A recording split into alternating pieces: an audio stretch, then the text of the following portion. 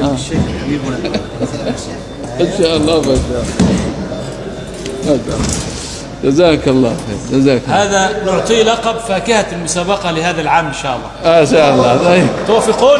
ما شاء الله. ومن هنا نحيي أهل بورما ونحيي والديه وشيخه.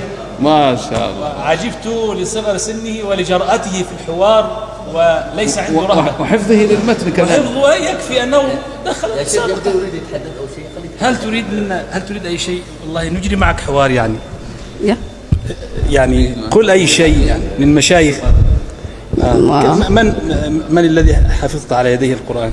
حفظت على معلمي ما عمر فاتح. اللهم بارك في الشيخ عمر فاتح. ما شاء الله. هل تريد أن تقول شيئا لوالديك؟ نعم، أقول لهما جزاكم الله خيرا وجزاكم بجنة الفردوس الأعلى. اللهم آمين. ما رأيك في المسابقة؟ والله هذه مسابقة رائعة. أول مرة تشارك في مسابقة بالقراءات العشر؟ لا، ثاني مرة. المرة الأولى في مدينة بورما. وهذه المرة الثانية؟ المرة الثانية هنا هرقيسة. هل تتوقع أن تفوز؟ إن شاء الله بإذن الله. ما شاء الله. وإذا لم تفوز ستحزن؟ لا، هذا قدر الله. قدر الله. الله أكبر، قدر الله. أنت فائز بالقرآن. ما رأيك في شيخنا الحبيب؟ والله هذا شيخ علامة كبير. ماذا تقول له؟ شيخ صومال أقول له. الله أكبر. هذا شيخ إفريقيا والدنيا يا شيخ. وهذا شيخ صومال الصومال كله. هل تريد أن تكون مثله؟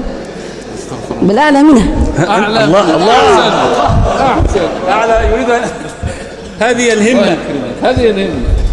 إن شاء الله. أنا أسأل الله أن تكون أحسن مني بكثير. إن شاء الله. إن شاء الله تكون إن شاء الله ليس قارئ بورما ولا قارئ صومالي لاند ولا صومال ولا أفريقيا، بالعالم كله إن شاء الله. إن شاء الله. سامحنا يا شيخ حمزة، نحن أحببناك في الله فأردنا أردنا منك هذا الحوار. صح.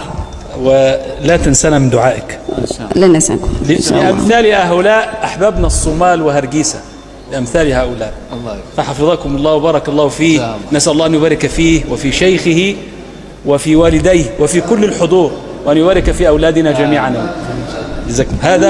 هذا أعطيناه لقب. تذكرون اللقب؟ فاكهة المسابقة إن شاء الله.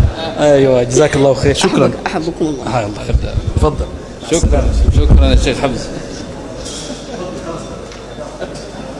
ما شاء الله.